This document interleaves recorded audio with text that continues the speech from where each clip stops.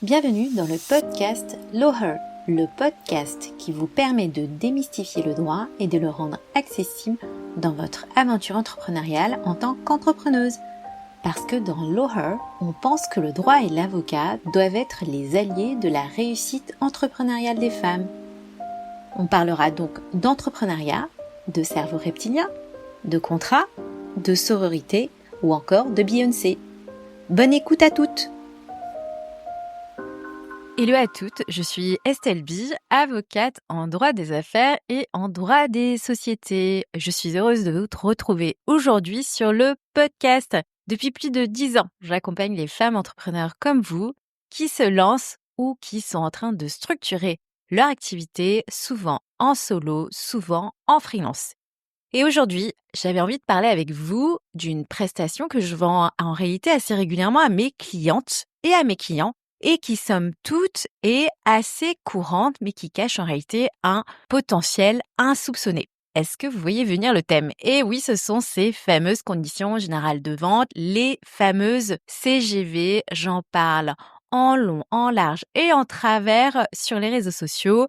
Et en réalité, moi, j'adore travailler sur cette prestation de mise en place des conditions générales de vente ou de relecture parce que il y a quelque chose d'extrêmement intéressant dans le fait de vous aider à les relire. Il y a toute une partie business qu'on a tendance en fait à oublier. Alors, je sais que vous allez tout de suite me dire, bon, ok Estelle, c'est le truc juridique chiant qu'il faut rajouter à chaque fois qu'on envoie un devis ou qu'il faut aussi intégrer sur la page de son site. Chez moi, non, parce qu'on va travailler aussi sur autre chose. Quand je travaille sur les CGV avec mes clientes, il y a un moment où est-ce que la magie va opérer parce qu'il y a souvent un effet waouh. Et quand on parle de magie, je sais que ça peut paraître étrange quand on va parler de quelque chose d'aussi terre à terre que des conditions générales de vente. Mais croyez-moi, les conditions générales de vente, encore une fois, ce n'est pas que du juridique, c'est un miroir de votre activité, de votre business. Et parfois, c'est aussi la loupe qui va venir révéler les angles morts économiques de votre activité, de votre gagne-pain. Et c'est de ça dont on va parler aujourd'hui. Donc, comment un simple travail sur vos conditions générales de vente peut en réalité révéler une nouvelle offre, corriger également un manque à gagner, protéger votre temps, mais aussi vous redonner le pouvoir de dire non. La plupart du temps, quand une cliente vient me voir pour ses conditions générales de vente, elle pense me demander un service purement juridique. Et vous allez me dire que c'est normal parce que je suis avocate et souvent quand les gens viennent me voir, ils me parlent tout de suite du livrable. Ils veulent un document clair, conforme à ajouter au devis ou encore à mettre en place sur un site internet, histoire d'être entre guillemets couverte en cas de pépin. Sauf que quand je commence à travailler sur vos conditions générales de vente, je remarque souvent très vite autre chose. Parce que quand vous allez venir au cabinet, je vais vous demander tout ça. Qu'est-ce que vous facturez ? Comment se déroule en général une prestation que vous avez réussi à vendre à un client ? Qu'est-ce qui se passe si le projet traîne ? Qu'est-ce qui se passe s'il y a une annulation à la dernière minute ? Est-ce que vous avez l'impression que vous êtes payé pour tout ce que vous faites ou est-ce que vous avez l'impression qu'il y a un certain manque à gagner ? Ou est-ce qu'il y a des choses qui ne vous plaisent pas auprès de vos clients ? Et là, en général, les réponses sont plutôt floues, voire hésitantes et surtout quelquefois accompagnées d'un petit rire gêné. Parce que, en fait, ce flou, ce n'est pas juste, en fait, un oubli, vous voyez. C'est souvent des non-dits économiques lorsque vous êtes dans la relation contractuelle avec votre client. Ce n'est pas vos conditions générales de vente le problème. C'est quelquefois votre modèle économique qui mérite un coup de projecteur, un coup de rafraîchissement pour pouvoir gagner plus. Alors, on va prendre un cas concret que j'ai vécu il y a quelques semaines avec une cliente brillante, donc fondatrice d'une agence de communication. Donc, elle m'appelle pour sécuriser juridiquement son devis. On parle évidemment donc de conditions générales de vente, de conditions de paiement, pénalité de retard, tout ce qu'il faut. Et puis, je commence à creuser, je vais regarder son devis.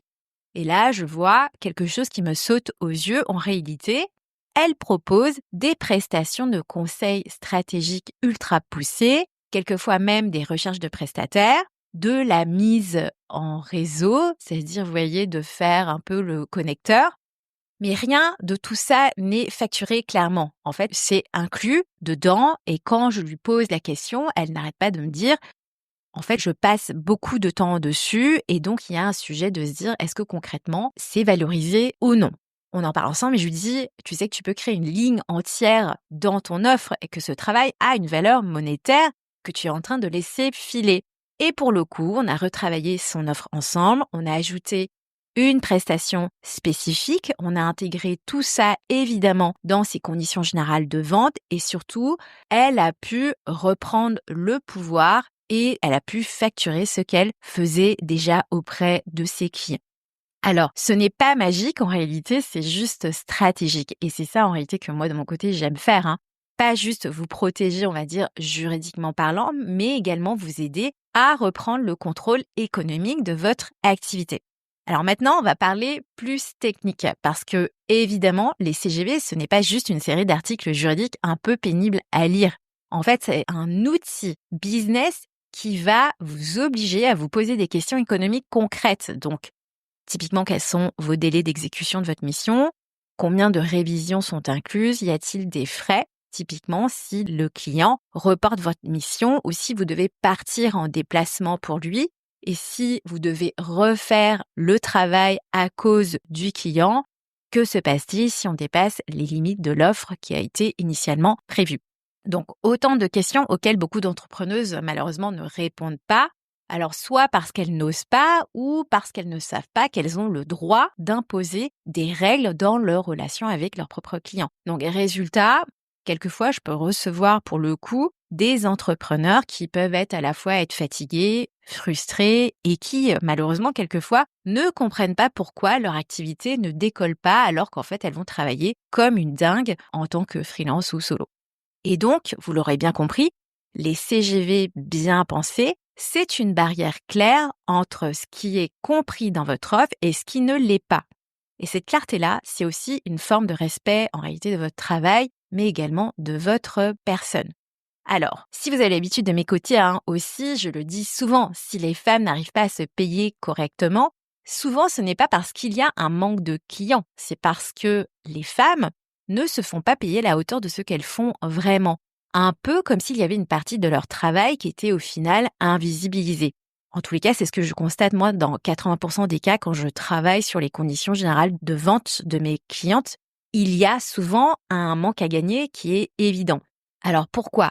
Parce que, par exemple, vous allez offrir du temps de conseil gratuitement, vous n'allez pas prévoir de supplément en cas de modification majeure, vous n'allez pas facturer typiquement les reports, les urgences, les imprévus et en réalité, tout ça, ce sont des pertes sèches qui ne sont pas visibles, pas comptabilisées, mais en réalité qui sont bien réelles. Et le pire, c'est que souvent, c'est vous qui allez les justifier parce que quelquefois, vous avez peur d'être vue comme trop dure, trop chère, pas suffisamment arrangeante. Spoiler alerte, c'est faux. Vos clients respecteront vos conditions, surtout si elles sont claires dès le début. En tous les cas, pour les bons clients. Et là, pour le coup, ce que moi, de mon côté, ce que je fais concrètement, c'est quand vous travaillez avec moi, je vais venir regarder votre modèle économique, on va traduire vos conditions commerciales en clauses précises.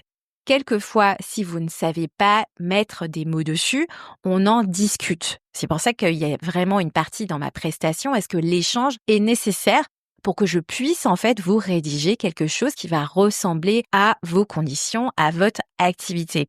Je vais aussi vous aider à identifier les prestations cachées que vous pourrez potentiellement facturer. Je vous donne également des formulations que vous pourrez utiliser auprès de vos clients pour poser vos règles, évidemment, sans culpabiliser. Et bien sûr, je vous livre à la fin de ma mission un document conforme et qui vous protège vraiment. Mais vous voyez bien, vous étiez venu pour un livrable, mais en réalité, il y a plein de choses que je peux vous fournir quand vous travaillez sur vos conditions générales de vente. L'idée ici, évidemment, c'est que je vous aide à reprendre le pouvoir économique sur votre activité parce que vous méritez évidemment d'être rémunéré pour chaque chose que vous faites. Et donc, les conditions générales de vente sont uniquement en réalité le point de départ d'une activité rentable et alignée. Alors, la prochaine fois que vous penserez à vos conditions générales de vente, pensez plus loin que la question de la conformité juridique. Pensez à vos offres, à ce que vous faites typiquement sans facturer, à votre modèle économique et posez-vous cette question simple. Où est-ce que je laisse de l'argent filer sans même m'en rendre compte lorsque je travaille pour un client? C'est déjà la fin. Donc, si cet épisode vous a aidé à ouvrir les yeux sur, voyez, ces espèces de zones floues, partagez-le à une autre copine entrepreneur et abonnez-vous au podcast. Et surtout, si vous avez envie de retravailler vos conditions générales de vente avec un œil business, prenez rendez-vous avec moi. Je vous mettrai le lien de rendez-vous dans le descriptif de l'épisode. Je suis là pour ça. Et sinon, je vous annonce que comme c'est les vacances de Pâques la semaine prochaine pour moi, le podcast fait une petite pause, mais ne vous inquiétez pas, j'ai prévu des petites rediffusions parce que je suis sûre que vous en avez manqué un certain nombre.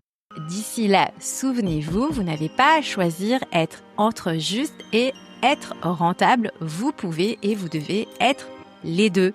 Je vous dis à très bientôt et entre-temps, portez-vous bien.